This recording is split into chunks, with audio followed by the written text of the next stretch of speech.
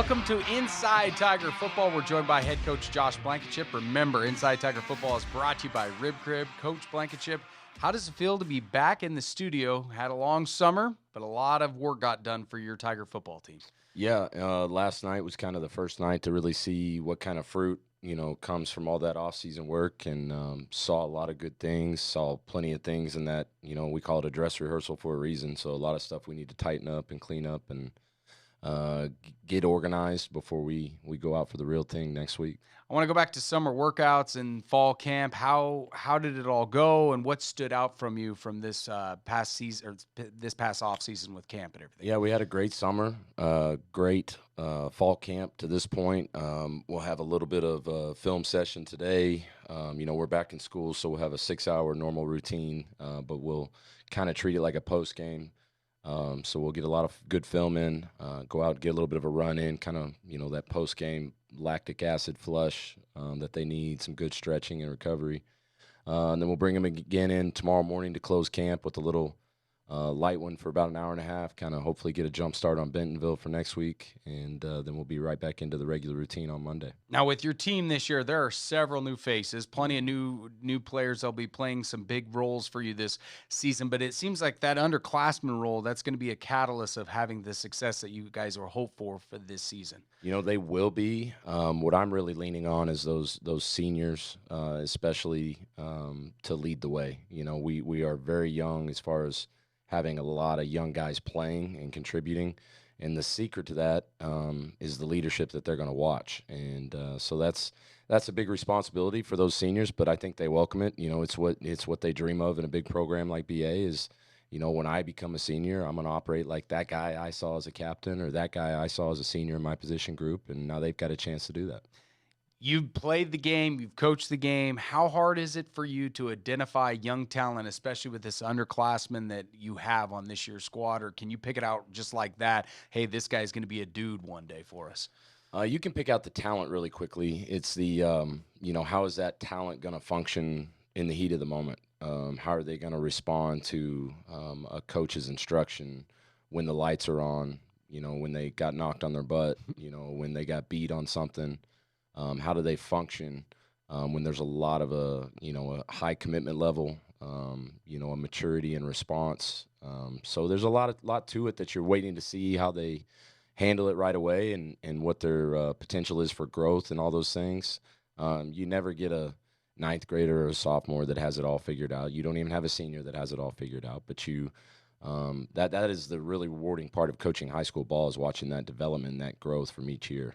So it's fun. For you, this is your third season at the helm. Do you feel like you're finally getting the footing of what you're trying to build here with Broken Arrow? Yeah, it's very cliche, but it just takes time. And, there's things I know about our kids, things I know about our program and our community that haven't been here, 2.5 years, in BA, not just in the area, but in BA, that you'd like to say you could come in and know right away, but you just don't until you're in it. There's relationships that have to be developed. There's things you really have to see, over a course of time. And so certainly I feel a lot more aware of not only what we are, but where to point this thing and what needs to be, what are the critical things that need to be done in this big machine that is BA Public Schools in this community.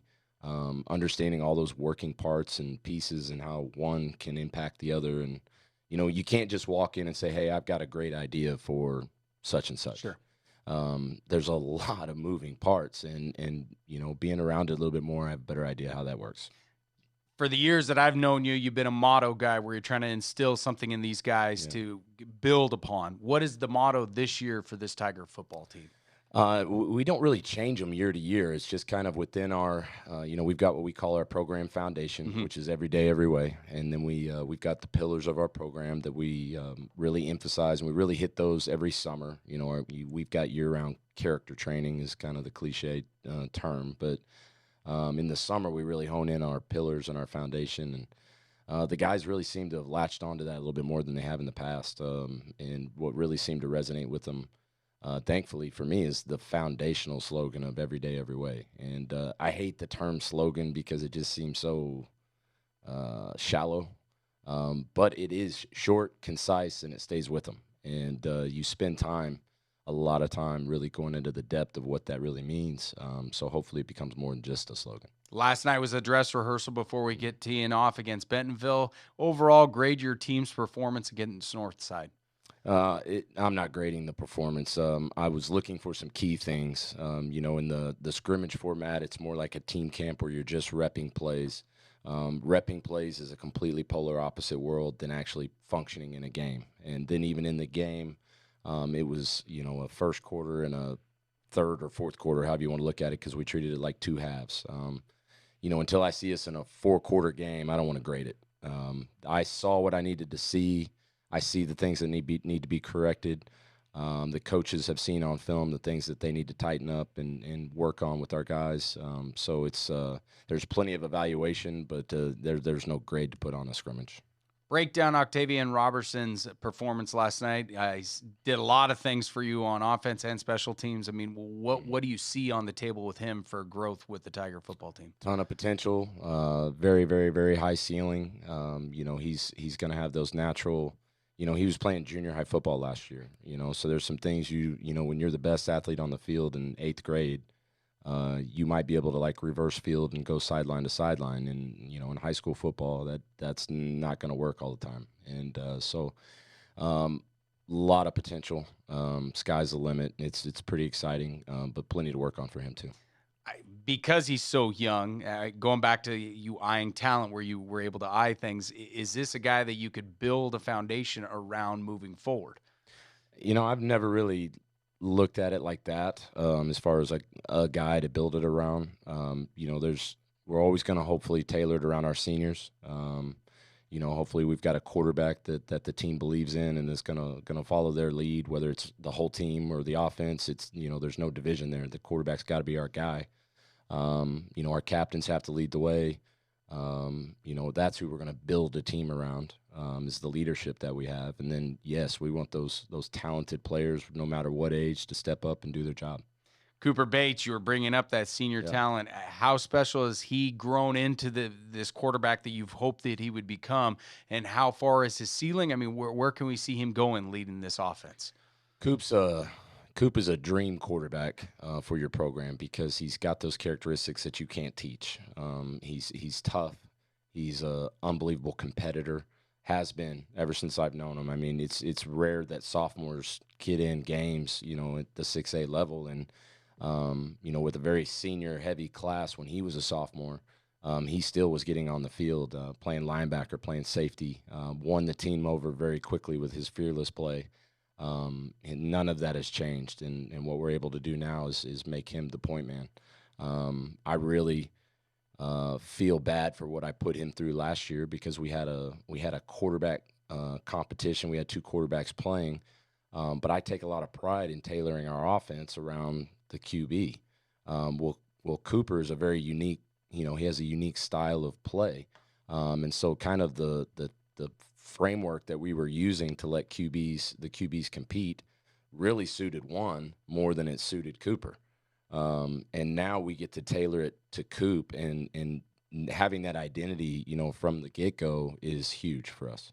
And that adds to, you were unable to show all the bag of tricks last night because you don't want to reveal to other teams. Other teams within the conference are watching you as well. But from what he was able to, throw and connect with his receivers, what did you see out of the receiving core with him in the lineup? Well, we know Caleb Barnett's he's special, so we know what he's capable of. We're hoping some other guys are going to step up. We've got some very talented receivers, so hoping they're going to step up. We didn't put a whole lot in the passing game last night. I really was intentional about establishing the run. I really wanted to lean on our not all young but very inexperienced offensive line group. That it's so, I think, underappreciated for how much cohesion and chemistry goes into those 5 guys, and then you add in a tight end, in and out with all the substitutions at tight end, and so you got a group of 5 that you really need to gel and come together. And so I wanted to lean on that more than anything, and our running backs ran the ball well. I thought our O-line did a great job of keeping the pace and the tempo once we got into the actual team setting that you can't do and just repping plays in a team camp format. So the mini game was really good for those guys to get their legs under them. Coop did exactly most stuff that people won't even notice. Management decisions, no recklessness, unbelievably efficient, just really, really smart senior quarterback play. And to have that as your opening moment to go out there under the lights and operate that way, I was very excited for him. And your tight ends, I mean, they're going to be crucial for this upcoming season. What stood out for you from the tight end group on offense? That there's a lot of depth there. Osmond was out with a foot injury. Hopefully we'll get him back very quickly. And then Condry went out in the team camp format of the early scrimmage. So those are two guys that are playing both ways, but tight ends their offensive position. And to see the next guys just step in and roll like there was nothing missing was really encouraging. Before we take a timeout, I have to ask you, you had to be impressed with the fact that they scored that final touchdown and they just kept going. They played until the whistle was blown last night against Northside as well. Yeah, there's a lot of good things that we're going to celebrate and a lot of good things that we're going to praise up. And, that's fundamental to teaching is, you want to celebrate the things that you want to see and then be a quiet teacher on the things that need to be corrected. But there's plenty we need to be quiet and correct, too, so we're going to get after that. A quick reminder that our coverage of Inside Tigers football is brought to you by Rib Crib. Up next, we'll dive into the Tigers' defense with Coach Blankenship. Tulsa Bone and Joint, Northeast Oklahoma's sports medicine experts. We are pleased to help you and the athletes in your life with a number of surgical and non-surgical options. Tulsa Bone and Joint is proud to serve as team orthopedist for local high schools such as Broken Arrow, Owasso, Sapulpa, Cascia Hall, and Bishop Kelly. We're also proud to be team orthopedist for FC Tulsa. Tulsa Bone and Joint, moving life forward. Your side hustle keeps you moving. We'll help you get where you really want to go. TTCU Federal Credit Union. Life is better in balance. Welcome back to Inside Tiger Football. We're joined by Josh Blankenship. Reminder, it's brought to you by Rib Crib. I want to talk a little bit about the offensive line play. What did you see out of the boys in the trenches? Because all these ball games are going to be won within the trenches. There's no question about that. And then Oklahoma playoffs, you're bound to have cold, nasty weather when it gets down to critical football time. So you got to be able to run the ball and stop the run. We really depend on those guys to be special. We've got some inexperience there. Our really one veteran is a junior, Ricky Fernandez. He plays center and guard, can rotate back and forth in that interior spot. And then we've got two seniors that have really had an unbelievable offseason and matured. Kane Wilbur and James Estes, pretty much dominating that right side. Two big bodies that have really developed, and then we've got some young guys in the mix too. So we've got a monster of a left tackle and J.J. Brashears, just a sophomore. So again, with his athleticism and his size, he should have a great career, but he's gonna have to learn how to function, in the varsity setting. And then John Broll is the other guy that's in the mix. He was playing center most of last night. He also can rotate there with Ricky, guard, center, interior guy. Really excited about that group. I saw a lot of good things out of them. Coach Pruitt and Coach Broyles do a phenomenal job with those guys. And, again, I keep saying it, but there's a very, very high ceiling for this group. And as young and inexperienced as some of them are, it's still very fun. And this is why you coach high school ball to develop kids. And so we're excited about this journey. We're getting ready to get started. Coach Blankenship, those guys are always the unsung heroes. They don't get a lot of, they don't get a lot of interesting articles about them, but they are the workhorses of the crew. It also helps out that a lot of your linemen are upperclassmen. Mm-hmm. How does that add to the flair to teach the younger classmen what they need to do when they have their name called? It's critical. Guys that know, the things that you just don't talk about a whole lot, but just how we operate day to day, where we are for meetings, what time, how early we get there, what we wear out to practice, what we don't wear out to practice, being where we're supposed to be on time, where we go in different phases of practice, the tempo that we practice with, just leading the way and modeling the way is you got to have it. And so to have a couple of old guys sprinkled in there and then the veteran Ricky, even though he's just a junior, he's got more games under his belt than any of them. It's big. It's huge, especially when you got some young, talented guys getting in the mix as well with them. Well, now I know it was a scrimmage, but the fact that you were able to stop the Grizzlies on several different times where they had to punt on their possessions, that's got to be exciting for you and indicating that, your linemen and your defense is stepping up to the challenge of what's ahead of them. It's a mixed bag. You're encouraged by seeing some productivity, but you still got some glaring things that got to be corrected. We had one defensive stop that we wanted to run our mouth a little bit after they should have been out there punting. Gave them an automatic first and extended their drive. They didn't fortunately finish it off with points, but we gave them another opportunity. We probably had at least one touchdown they had to take off the board, maybe two that were silly, late, unnecessary, holding penalties, that are away from the ball and don't even need to be. They didn't help anything, and just little things. Not for lack of aggression, not for lack of effort. So they're manageable mistakes, things that we can guide and correct. Your defensive backs, safeties, the energy was there. It seemed like all night. What do you want to see out of them when the season really gets going next week? Play fast, line up fast. Everybody seems to go fast now. Everybody's trying to mimic what Bigsby has done the past couple of years and kind of manipulating the substitution or lack of substitution rules that Oklahoma high school ball does not have. So a lot of it is how fast can we run downfield and cover somebody and then come back and get lined up fast enough correctly and then do your job. So a lot of quick turnaround.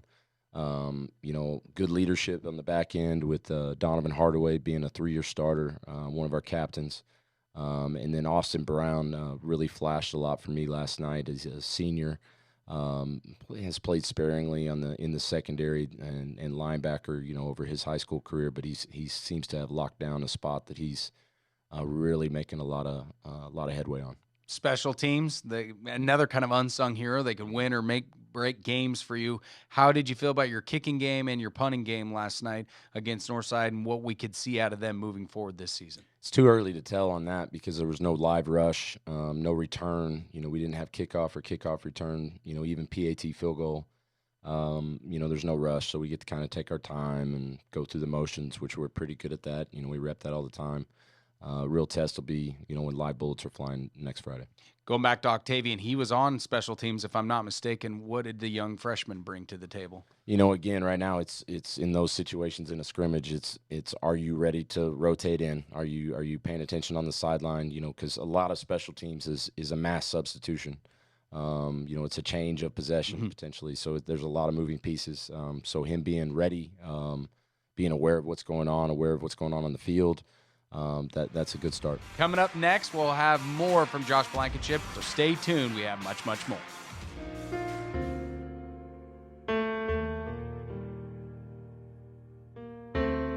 For families who like to build their wealth while staying liquid, we have flexible rate CDs to keep your funds working hard, even when you're not. First National Bank of Broken Arrow. The right balance. Racing towards the end of the month? Ask about our early pay options. TTCU Federal Credit Union. Life is better in balance. Welcome back to Inside Tiger Football, brought to you by Rib Crib. We're joined by Donavin Hardaway, a running back, defensive back, 3-year starter, along with head coach Josh Blankenship. Donavin, I hear you're also Mr. Country as well with this Tiger football program. Yes, sir. So give me the background on why you are called Mr. Country. Well, I know the background is probably because I always wear my boots a lot, and we'd be in pregame warm-ups, and I'd always wear them with my shorts and pregame shirts. So that's probably where I got the name from. Is he the first player that you have out on the field that's wearing cowboy boots and pregame warm-ups? In Broken Arrow, Oklahoma? No. But it adds to it as well, though. It's the flair. As long as it's not flip-flops or slides, where they're going to stub a toe pregame, I'm all right with some boots or some steel-toed, anything protect them. I'm probably good with. You're probably good with that as well. Donavin, what does this mean for you to be a Tiger football player? I mean, you're a 3-year starter. You've been a part of this program for such quite a long time. It means a lot knowing, I've been with my brothers for a long time, and then it's just the bond that we've had. And It's just great. And what have you learned from your defensive coaches to add to your skill set out on the football field? What I've learned is next play mentality, because playing defensive back, you'll get a pass caught on you or something will happen, and you can't keep thinking about that play. You have to move on to the next. Has it hit you that you're coming into the final year for you as a Tiger? Yes, sir. It hit pretty hard. And for you, Coach, when you look at Donavin over here, I mean, you've started this whole thing with him. I mean, how special is this that you've seen him grow from where he was such a young guy to where he is now leading this program as a captain? It's why you do this. I mean, it's you want to make an impact, on young people. But when you've got a guy that has already comes from a great family, he's been raised the right way. He's been a leader the whole time I've ever been around him. You feel like you're partnering with those guys that seem to get it maybe better than the younger guys get it. And so it's not just me out there trying to say this is the direction we need to go, this is what we need to do. You got guys like Donavin that believe in it as well and have been a part of that journey for, going into his third year. This is the only way he knows to do it, which makes it a lot smoother. So I got to ask you this, Donavin, who's harder on you? Your dad, who's a cop, who I found out from Coach, or Coach himself? My dad, for sure. For sure. I'm going to have to up my game. So what is Dad like, when he's watching you and you missed an assignment or something? What does he tell you after the game? Oh, man, it's not even after the game. Like, I'll be down sitting in the tent. They're like, Donavin, your dad's right there. I'll look up. He's like, come here. I'm like, bro. And then after the game, I'll come in the house. If I play a bad game, he'll just have the game sitting on the TV. I'm like. But this adds to it as well, Coach, because, parents are coaches as well. And I've learned just in the short time that I've been here at Broken Arrow that, yes, you are the head coach, but you got a lot of parents out there that played the game or been a part of the program that they want to lift this BA football team as well. There's nothing but passion behind it. And, it's refreshing when you have parents that share the values that we have as coaches and what we're trying to do with these young men. When you feel supported by the parents and they know that we're supporting what they're doing and trying to point these guys in the right direction, man, that's what really is rewarding in this process. So, Donavin, for you, with all the toughness that you've had to go through, what is more special for you, knowing that this is it for you or getting the next crew ready to take on the challenges that you've had to face? Getting the next crew, like leaving a legacy behind, because you can't just take everything with you. You have to leave stuff behind for other people. So that's the most important thing. So besides being country, what else do we not know about you? Do you play an instrument? Do you sing? Are we a country ballad artist over here as well? No singing for me. No singing for No, sir. So what other kinds of stuff are you involved in outside football? Nothing as of right now. It's just football and track. It's the only thing. And then I hang out with my friends. That's it. So is he a guy that I don't want to run against or even try to take down because he's got both skill sets, Coach? Both skill sets. He's a very physical player. We made a little bit of transition. His natural fit with his physicality, the past 2 years has been safety, a guy that can come down and fill the run. He's our best cover corner, and with some young guys trying to find their niche, he's a guy that's very versatile that can go back and forth. I think he was at corner pretty much the whole night last night. Yes, sir. But that's one of the guys that add value in so many different roles. Those are the guys that you lean on because, you got maybe a young guy that can only function in one little, position or role or responsibility. And when you've got seniors that can flow and rotate and adapt to anything you ask them to do, that just is unbelievable for your program. Now, Donavin, we were talking to Coach Blankenship earlier in the show that it was a scrimmage, but we didn't treat it like a scrimmage. How was it for you against Northside, knowing that this is the final dress rehearsal before Bentonville? I just treated it like a game. Just treat it like a game. That's all you can do. So just go out there, play fast and physical like it's a game. And overall, how did you think you played? I think, there's always places, where I can work at and mistakes I can fix. But overall, I think I played good.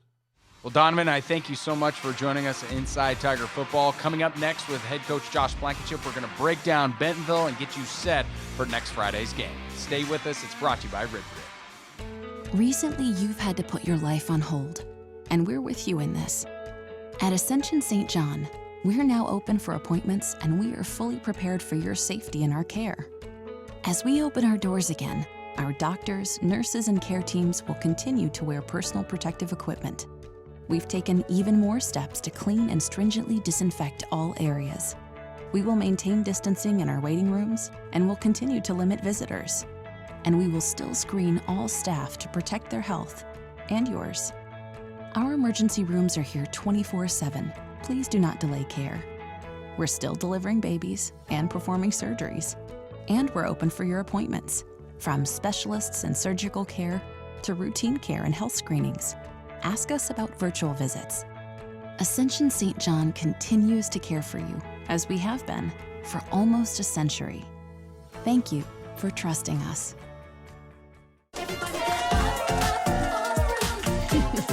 Life happens in a hurry. Our money experts will help you keep up. T2CU Federal Credit Union. Life is better in balance. Wrapping up Inside Tiger Football, brought to you by Rib Crib. We now turn the page to Bentonville. Dress rehearsal was this last week against Northside. Now it gets real. Coach, when you look at Bentonville, it's become kind of a tradition to play a team from Arkansas. You know, what are you seeing out of them on paper so far? Very, very explosive offense. A lot of talent on that side of the ball. I don't know if this is intentional, but it does seem like the trend in those, at least the Northwest Arkansas schools. It seems like they're really loading up their talent on the offensive side of the ball and then trying to piece it together defensively. That's probably a poor way of saying it. It seems like they're prioritizing their personnel on the offensive side of the ball, and it seems to be very much the trend with a lot of those teams. So that's the immediate thing I see. How special are these games that, you know, it's a non-district game, but I know you preach to the boys that it does matter. You know, we're not going in there. Right. This is a very important game, but it's a rivalry game, Arkansas versus Oklahoma type thing. I mean, how does that add to the excitement as well? You know, you don't have to get our guys motivated. You don't have to get them amped up. You know, it's a game. You know, if they're going to put the scoreboard on, you know, everybody realizes the importance of it. Yes, it's non-district, so there's no implications on playoffs. But there is. You know, there's momentum, there's rhythm, there's belief. You know, especially when you got a young team. Anything you can do to solidify all the work that they're putting in and kind of cement everything we're trying to teach, you know, it's an opportunity to do that, especially if you get that win. When you study their tape, you know, what do you look at more? Is it the offense, defense, or is it all as a whole? I mean, how do you kind of break it down? All of it, you know, and it's we have a great staff, and they've all got their different responsibilities on what they're supposed to be looking at, what they're supposed to be breaking down, what their role is in the game plan. So there's a lot of pieces. You know, my role is all of it, and you know, keeping big picture things in mind. You know, so there's a lot of pieces that it all gets covered. That's one of the nice things that we're blessed with here at BA about having the size of a staff that we can have to share those responsibilities. What are the areas that need to be refined for yourself to be ready to face Bentonville here at home? You know, polish on what we're doing, you know, fundamental base scheme. You know, it's that time of year where you've got to be really good at the things that you should be really good at. You know, you try not to get in your own way as a coach of coming up with all these great ideas. We call, you know, that's coach ego, you know, and that does nothing but get in your players' way. We know what we're good at, and we've got to keep refining those things. Big picture, head coach speak, you know, it's the operation, you know, component that I've got to see cleaned up, you know, how we are on the sideline, where we stand, where we go after we leave the field, you know, substitutions, you know, where they're supposed to group up if there's a potential for punt or kickoff return or, you know, all of those little operational things, you know, those are a big deal to me because they translate into the game. I know it's another very tough slate at the beginning. We got Bentonville, Union, and Owasso. How do you feel about these games that are right at the start of the season for your boys? Because it also teaches them discipline that, hey, we can't afford to drop one. We call it a dress rehearsal for the playoffs. You know, we know the gauntlet that you know, the area that we live in. You add Mustang and Norman North and some of those West Side teams, and you know, your entire district week to week is a gauntlet. So there really is no week off once we start this thing next week. But you are always preaching and pushing, and I think we've got a lot more understanding of that in our program now. Of the key thing that we're shooting for is to be red hot come playoff time. If they stay committed to that, that's the ultimate goal. You know, are we going to be playing our best football there in week 9, week 10, going into the playoffs, which is going to give us a chance to make a run? You know, that sets us up to go do what we want to do, which is win a championship. And non-district games are critical in that journey. And the way we spin it, you know, is, you know, if you're going to go through a 3-game or a 4-game gauntlet to win it all there at the end of the season, why not have a dress rehearsal at it right now with no playoff implications? So you get a taste of what we've got to be ready for. Well, Coach, best of luck this week with all the things you got to get done with practice before Bentonville comes to town. Remember, Madison Dildine will be on the sidelines for us, along with former defensive back Devin Johnson in the booth. And go Tigers as we get set for Bentonville. Yes, sir.